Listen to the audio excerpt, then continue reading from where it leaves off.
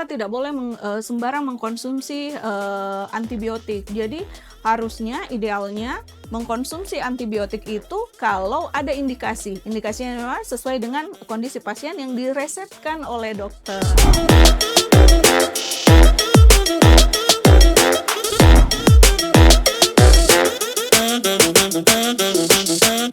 Assalamualaikum dok. Waalaikumsalam warahmatullahi wabarakatuh. Gimana dok kabarnya hari ini? Alhamdulillah sehat. Ya. Hari ini dok kita akan ngobrol tentang resistensi antimikroba. Wah, betul sekali. Kebetulan kita saat ini sedang masuk dalam pekan kesadaran tentang resistensi antimikroba atau World Antimicrobial Awareness Week, tanggal 18 sampai dengan tanggal 24 November setiap tahunnya.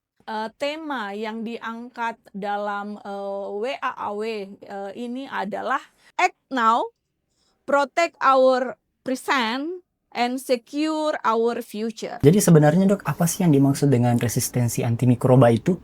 Nah, resistensi antimikroba itu suatu kondisi di mana kuman itu sudah rentan, tidak lagi sensitif ketika kita memberikan terapi antimikroba. Jadi kuman ini termasuk bakteri, virus, ataupun juga jamur. Jadi sudah tidak sensitif lagi ketika kita lakukan terapi. Jadi bukan tubuh kita yang kebal ya dok ya, tapi bakteri Bukan. Jadi kuat. kumannya yang kebal karena dia sudah membentuk pertahanan. Jadi dia sudah resisten ketika mendapatkan terapi. Jadi faktor-faktor apa sih sebenarnya dok yang bisa memicu resistensi antibiotik itu? Nah, ada beberapa kondisi yang bisa menyebabkan resistensi antimikroba. Yang pertama adalah penggunaan antimikroba yang tidak tepat indikasi. Yang kedua, penggunaan antimikroba yang tidak tepat dosis, dan sering kali orang kemudian mengkonsumsi antimikroba yang dibeli tanpa resep dari dokter. Selain itu, kita juga melihat pada industri-industri seperti pertanian, industri peternakan, itu kadang-kadang menggunakan antimikroba untuk mempertahankan kualitas dari hewan ternak ataupun juga tanaman. Jadi memang kalaupun juga masyarakat mendapatkan mengkonsumsi antimikroba, dia tidak mengkonsumsi itu sesuai dengan dosis yang diberikan, sesuai dengan indikasinya. Itu. Artinya kita tidak boleh membeli antibiotik secara sembarangan ya dok ya, karena kan kita biasa melihat di kalangan masyarakat banyak yang sedikit-sedikit minta antibiotik, sedikit-sedikit minta antibiotik dok. Iya, kita tidak boleh sembarang mengkonsumsi antibiotik. Jadi harusnya idealnya mengkonsumsi antibiotik itu kalau ada indikasi. Indikasinya memang sesuai dengan kondisi pasien yang diresepkan oleh dokter. Tidak boleh membeli sendiri di luar. Jadi sedikit-sedikit, baru sakit gigi sedikit, langsung minum antibiotik. Atau biasanya karena kita ini negaranya suka tolong-menolong nih. Saya habis sakit ini loh, terus mengkonsumsi obat ini. Ini saya masih punya sisanya. Minum ini saja. Ya, dikasih kembali ke orang yang lainnya dok ya. Iya, jadi ini kan tidak indikasi, belum tentu dia sesuai untuk orang tersebut. Berarti ada yang spesifik untuk bakteri tertentu dengan menggunakan obat yang tertentu juga dok ya? Iya, jadi kadang orang itu mengkonsumsi antibiotik, padahal yang terjadi pada orang itu adalah dia tidak terinfeksi bakteri, dia terinfeksinya virus. Nah, infeksi virus itu bukan diberikan tata laksana antibakteri. Itu tidak cocok, tidak sesuai obatnya, berarti tidak indikasi. Oh, berarti beda ya dok ya, untuk bakteri obatnya beda, virus beda, jamur juga beda. Ya. Berarti dampaknya ini sangat besar ya dok ya kalau misalnya ini terus dilakukan, dan bagaimana dampaknya ketika ini terus terjadi di kalangan masyarakat dok? Tentu saja ini dampaknya besar sekali. Apa yang terjadi kemudian adalah ketika satu kuman sudah rentan, atau contohnya bakteri lah, sudah rentan terhadap obat yang kita berikan, luka orang ada luka, lukanya kecil saja, tapi karena sudah terbiasa mengkonsumsi obat, mengkonsumsi antibiotik yang tidak sesuai indikasinya, itu tidak mempan lagi untuk diberikan. Dan ini kalau terjadi terus-menerus seperti ini, maka ini akan membuat tidak hanya lama rawat dari pasien yang akan bertambah, tentu juga ini akan berpengaruh ke pembiayaan. Jadi length of stay dan juga cost dari pasien. Makanya kita tidak boleh sembarang sebenarnya mengkonsumsi antibiotik jika indikasinya tidak jelas. Tapi sebenarnya dok, seberapa besar bahaya dari antimikroba ini? Mengapa itu bisa terjadi dok? Yang berbahaya adalah resistensi dari antimikroba ini, karena kita membutuhkan antimikroba untuk tata laksana ya terhadap infeksi.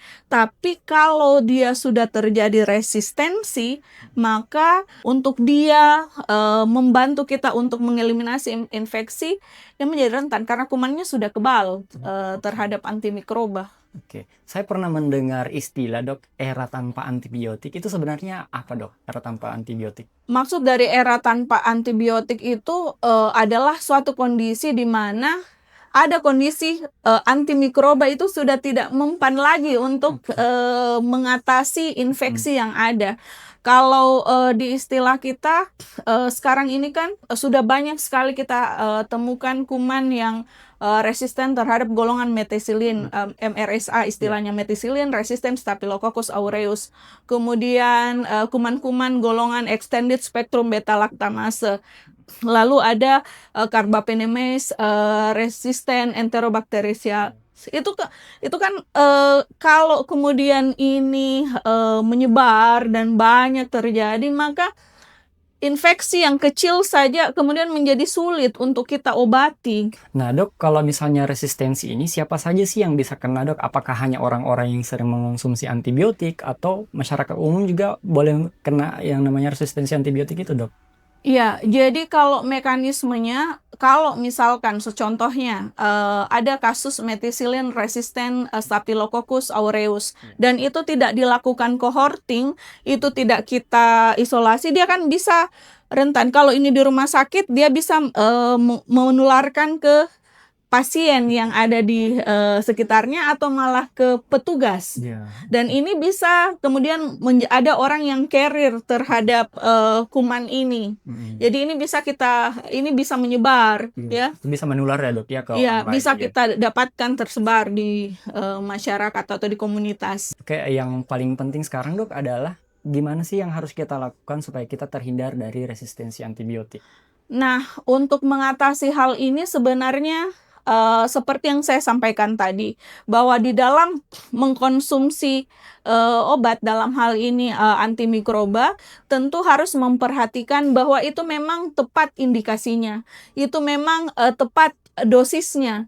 Jadi kita dalam mengkonsumsi antimikroba harus memperhatikan 5T, tepat indikasi, tepat dosis, tepat waktu, tepat obat, dan tepat evaluasi. Itu yang harus kita perhatikan. Nah, di sini dalam 5T ini sudah masuk bahwa oke, ini kita tidak boleh dong sembarang membeli atau mengkonsumsi obat itu. Terus yang harus juga kita perhatikan adalah kita juga harus menjaga kesehatan dengan memperhatikan kebersihan, personal hygiene, ya, selalu mengimplementasikan perilaku hidup bersih dan sehat. Khusus untuk petugas itu, makanya kenapa kita selalu mengimplementasikan evaluasi hand hygiene dan menjaga kesehatan tubuh dengan menjaga kita tetap sehat dan bugar supaya kita tidak perlu mengkonsumsi obat-obat. Nah, kan dokter juga masuk dalam PAMKI Makassar ya dok ya, dan juga PPR Rumah Sakit Inaludin. Langkah apa yang pernah dilakukan dok untuk mengatasi masalah ini?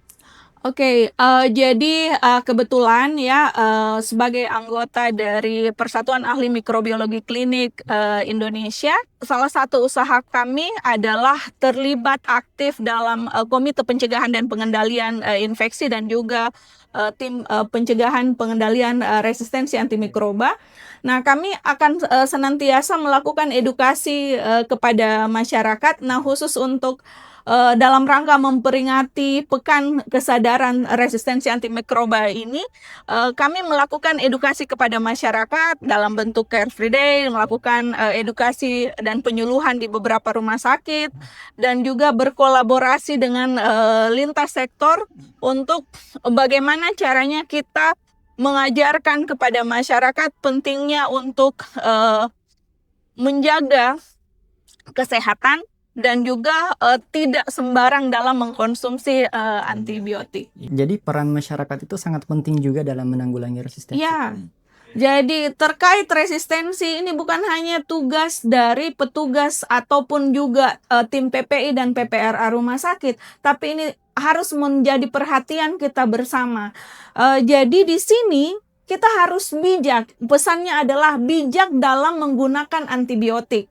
Selain itu, pesan yang ingin kita sampaikan adalah bahwa dalam mengatasi resistensi antimikroba ini tidak cukup hanya peran satu orang, tapi bersama-sama kita harus berupaya untuk mencegah dan mengendalikan resistensi antimikroba. Baik dok, seru sekali ngobrolnya kita hari ini. Terima kasih banyak Dokter Nadia atas kehadirannya di podcast kali ini. Saya juga ingin menyampaikan terima kasih kepada tim PPRA Rumah Sakit Jalaludin dan juga kepada tim PAMKI Makassar dan juga tim PPI atas dedikasinya dalam melawan resistensi antimikroba. Jadi salah satu program dari PAMKI, Persatuan Ahli Mikrobiologi Klinik Indonesia, memang adalah ingin senantiasa mengedukasi agar masyarakat menjadi bijak dan semakin bijak di dalam menggunakan antibiotik dan bersama-sama di dalam memerangi resistensi antimikroba. Baik dok, terakhir mungkin yang dapat saya simpulkan bahwa resistensi antimikroba ini merupakan hal yang sangat urgent ya dok, dan ini merupakan kesadaran kita bersama untuk memerangi resistensi antibiotik.